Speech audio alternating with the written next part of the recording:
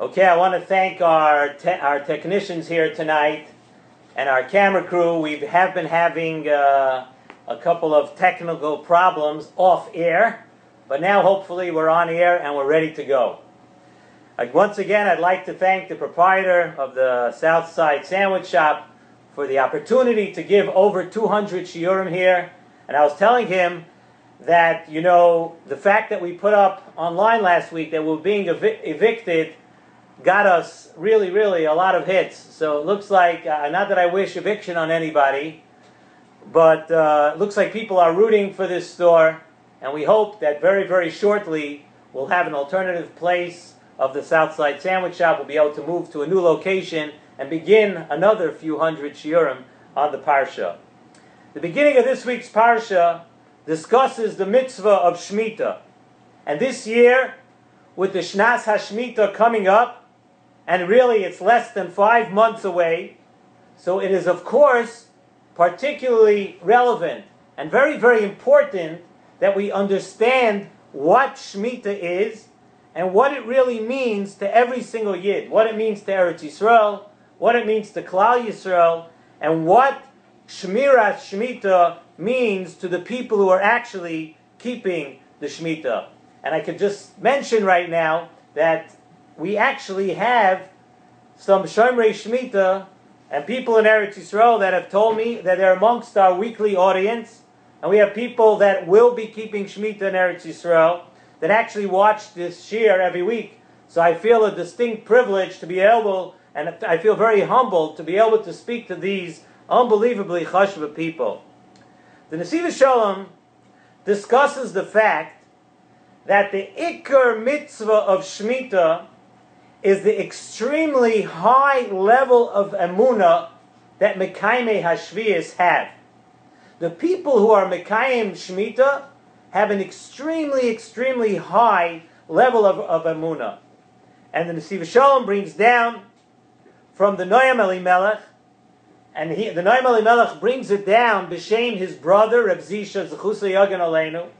And it's interesting to note, if you take a look in the Sefer Torah Sa'avois, which is the Torah of the ancestors of the Slonim Rebbes and the Chasidus, where the line of Chasidus where Slonim did come from. So in the Sefer Torah Sa'avois, he brings down that the Rebbe Reb Zisha heard this from Eliyahu Hanavi.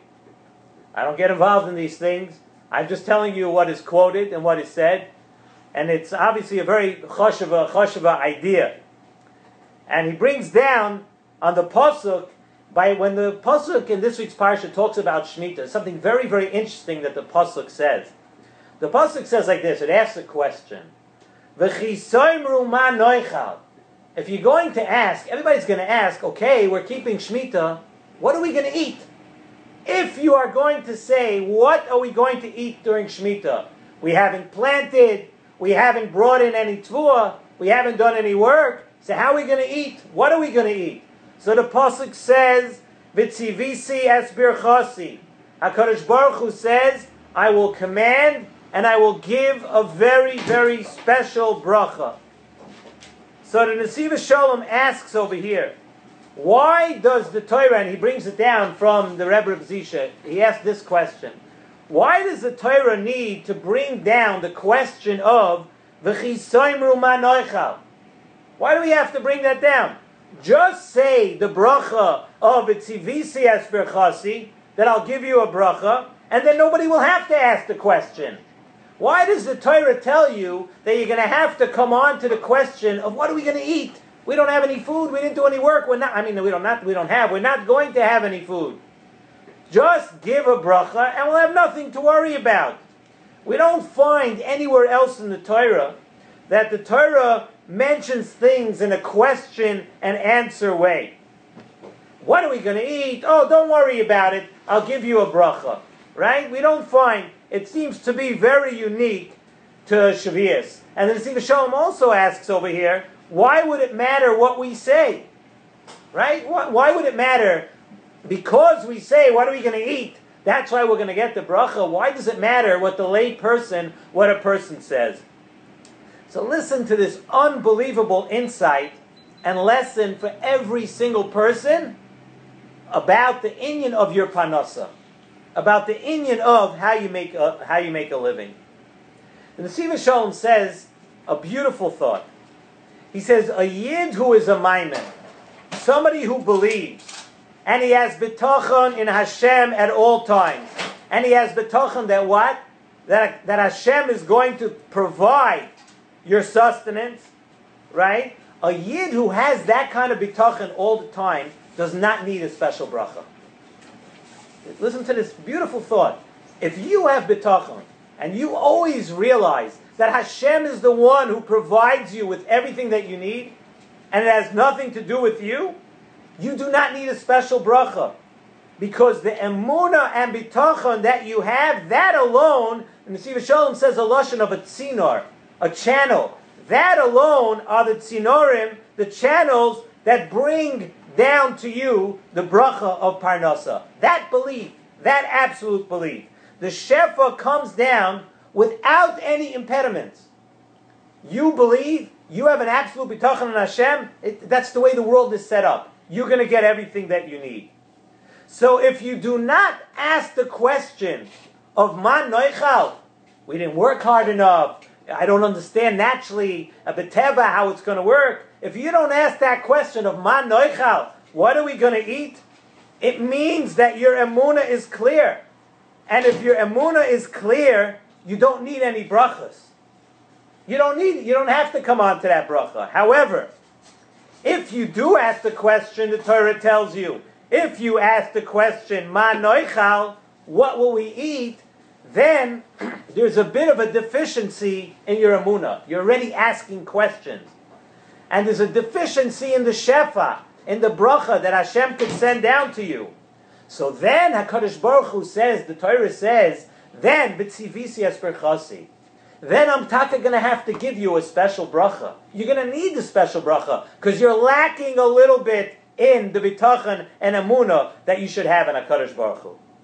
So the purpose of Shemitah is to teach us this kind of clarity.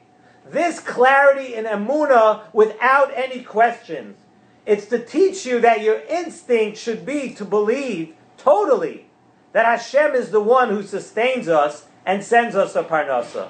It has zero to do with anything that you do. Your parnasa comes just from HaKadosh Baruch Hu.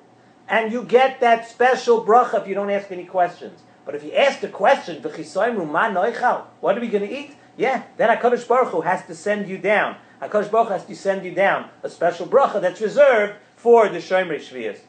And the Nesivos Shalom brings down from the Rishonah a beautiful thing. It says, he likens parnasa to the case, he says there's a case, a story of, there's a person who's a very big machnes oirach. Someone who accepts a lot of guests. And he treats guests with royalty, gives them everything that they need. And anyone that ever came to this town, they knew this is the person that takes in guests. He'll take you in and give you a good meal. So along comes a poor person to this town, and he heard about this person that takes everybody in and treats everyone so nicely and gives them a meal. And he says, I'm going to go to this person's house. I'm going to knock on the door. I'm going to get a meal. So he walks up. He says, oh, the person lives on this block. Yeah. He walks up the block. He knocks on the door, but he makes one mistake. He goes to the person's neighbor. And this machnes oirech, this person who's very generous and gives everybody, the neighbor, he's not there yet. He's not such a nice guy. So he knocks on the door, and the neighbor opens the door, and he says, what are you doing here? He says, what do you mean? I came for a meal. He says, oh. So he tells the guy, oh, you want a good meal? You got to go work. You have to go work. Go out for a couple of hours in the field. And the guy's like, I didn't know. They didn't tell me about this. This wasn't part of the deal. But he goes out. Go out and work in the field for a few hours, and then you get a meal. So he goes out, and he works for a few hours. And then what happens? He comes back in, and the person says, okay, now you earned your keep. Now you're going to get a meal. What does he do? He takes the person, and he sends him next door. Go next door, and you'll have your meal. This is the way, the Rishonah says, this is the way Parnasa works in Olam Hazeh. Whether you actually work or not, or work 24 hours a day, and you skip your shir, and you come late to davening, or you run out of davening, and you work your head off, that has absolutely no bearing on your parnasa. Hashem will always sustain you. Hashem takes care of everybody. And any work that you actually do, says the Rishner, brought down in Nesivos Shalom, you have to do your work for a different reason. It's because of the gezerah on the chait of the Eitz Hadas. The gezerah was bezeas apecha toichalechem. That's two separate things, that people are going to have to work. But it doesn't say anywhere that if you work like crazy, you're going to have more parnasa. You're going to have more. It's like the person who sends you to work and then sends you next door to have your free meal. HaKadosh Baruch Hu is providing for everybody.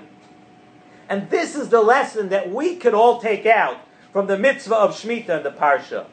We have to have this absolute clarity that your parnasa is not contingent on whether you're out in your field, whether you're working in your field, whether you're in your office a whole day, whether you're in your business. That has nothing to do with your parnasa.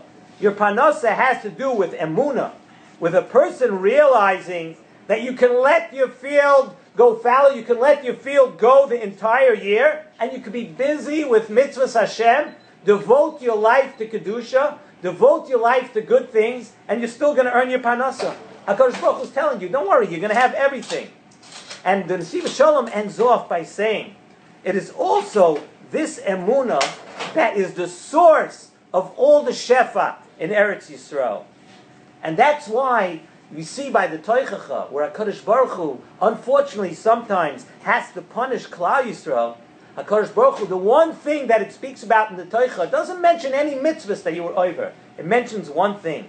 It tells you that you lacked the emunah, you didn't keep Shemitah. Then the Toicha says, then, Oz Tirza, the land will become desolate, because you didn't keep Shemitah, and you didn't have this level of emunah. And that's what we have to realize.